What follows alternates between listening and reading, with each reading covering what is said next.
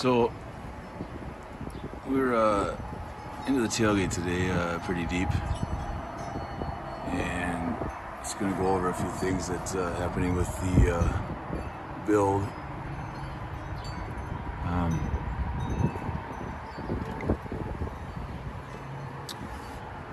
We'll just start with the stuff being used here on the tailgate itself.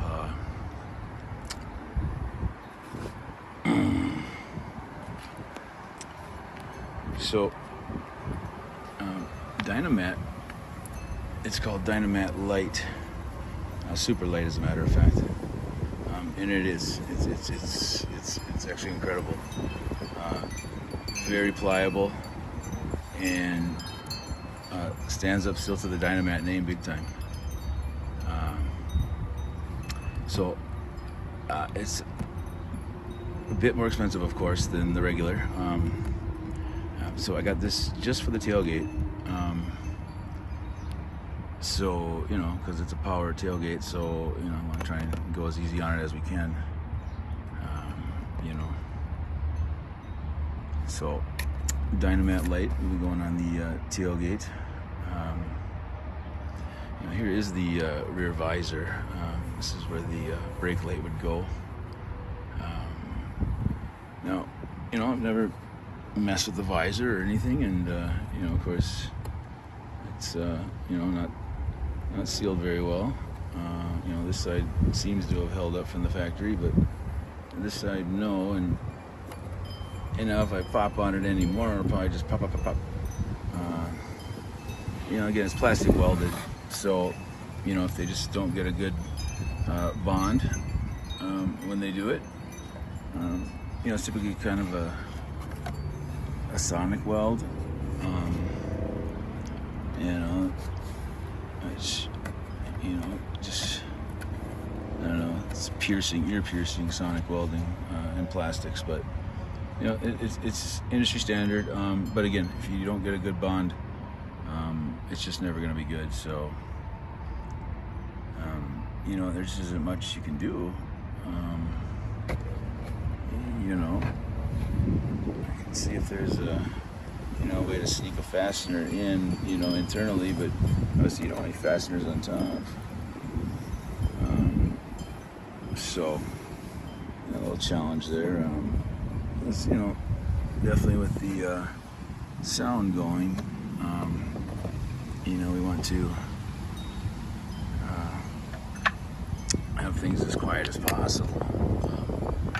The rear visor is a notorious, you know, victim for that. So, habitual offender, let's say. So, yeah, that's that. You know, and I just, you know, here's what I use to prep all my surfaces. You know, before I apply the matting. You know, I had a few supplies up here, tools that I'm using. The level I just use to cut, scissors and whatnot, but very important to use a metal roller. You know, again, I'm not a how-to guy, I'm more of a can-do guy, but honorable mentionable there. It really gets the bond. You know, without that bond, you're just kind of having two surfaces that aren't really, you know, mating if you don't get that great, you know, seal with the metal roller. So, highly recommended, highly recommended. So yeah, DynaMat Lite, SuperLite, that's what we're putting on the tailgate. You know, there's also got some Rockwool exterior that I use quite often. You know, it won't mold, it won't rot. You know, it's okay if it gets wet. No, you don't want to just sit in there saturated, of course. You know, you wouldn't want to, you know, pack it inside your wheel well and, you know, hope for the best. You know, that'd be kind of silly, but yeah, so I just kind of mocked a piece in there. You know, these cavities are big, so, you know, I will put them in there.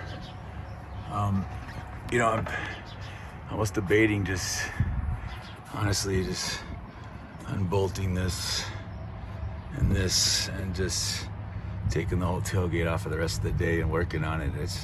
I'm tired of reaching up and trying to you know, so we're very close, you know, so you have to kind of feed this out and stuff, so, you know, a little more work than probably really want to do. I mean, that's major, but we're not far from major, I don't think. So,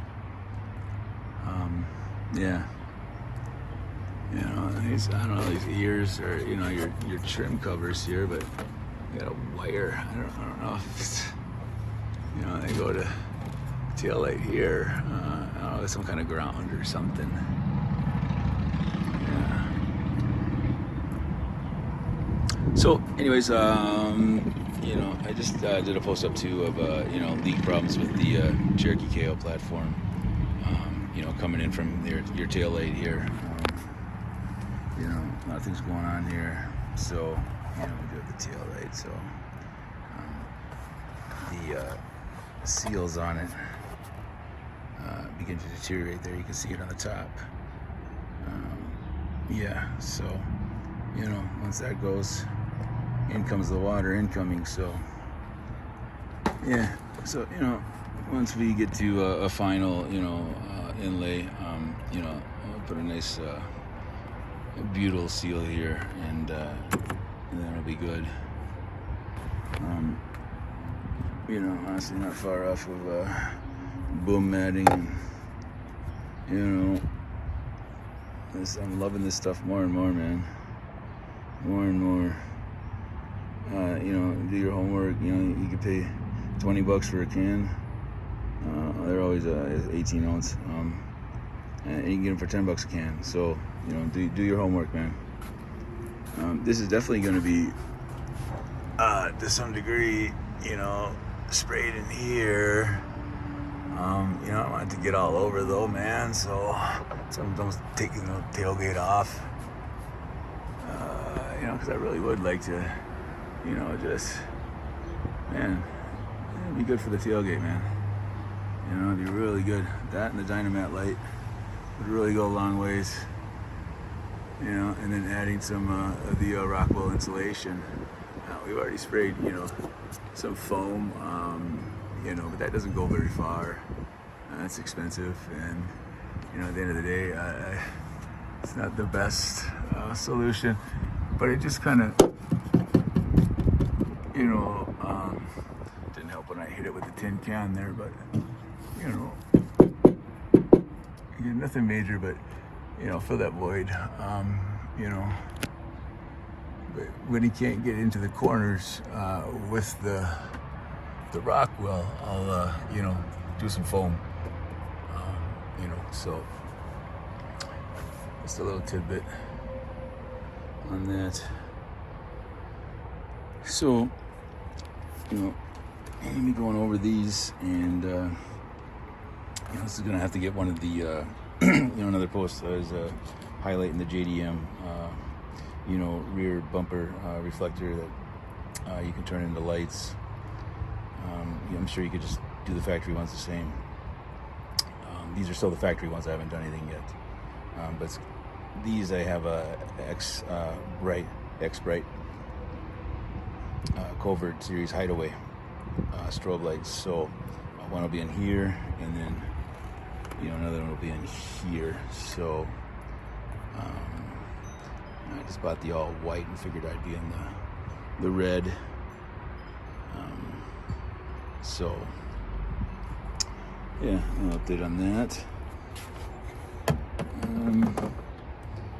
You know, here's the rest of our insert. You know, this would be your license plate lights. That's obviously your handle to open it. You know, your release handle, and the other light. So, you know, those it's here when it's open. So, you know, so the reason we got so in depth there is I got these you know, factory lights suck, much like a lot of things. So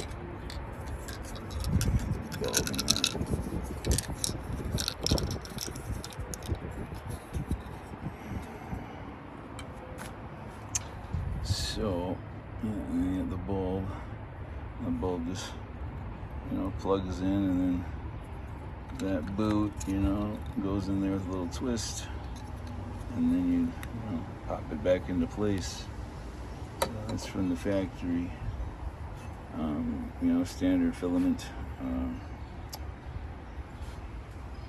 And so I got, these are just a generic China version. And there are some reputable companies making these as well. It's all about the CAN bus and compatibility.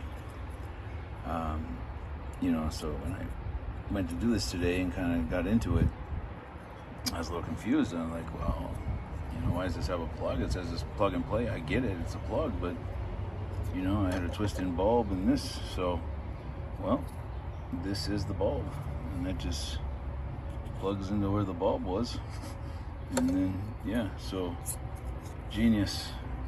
I love easy, solutions that really make sense. So you can see all the little LEDs in there. At least I can see them through the camera, so you should be able to.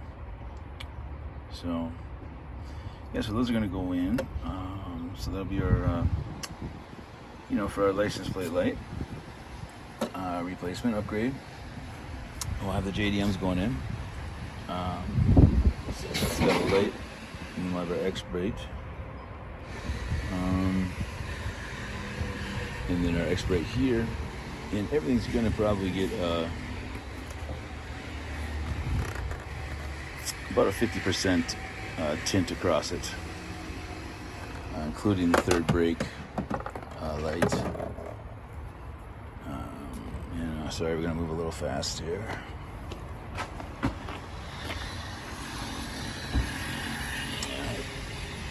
Washed this up earlier.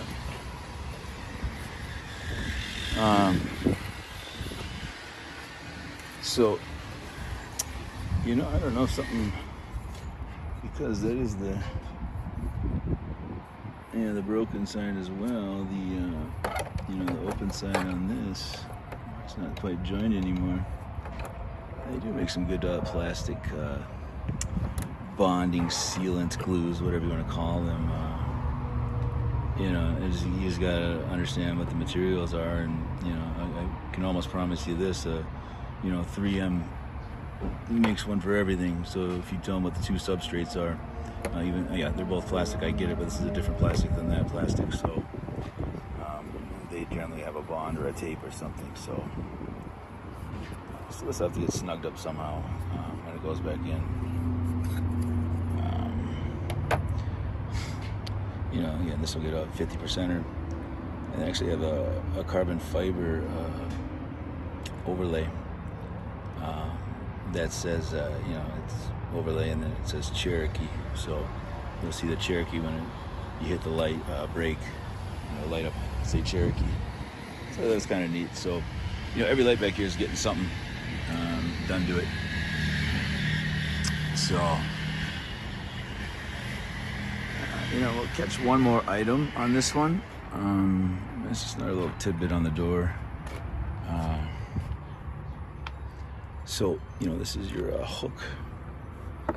This grabs your, when your door shuts. I found these actually pretty nice. A set of 4. And then they go over that, okay.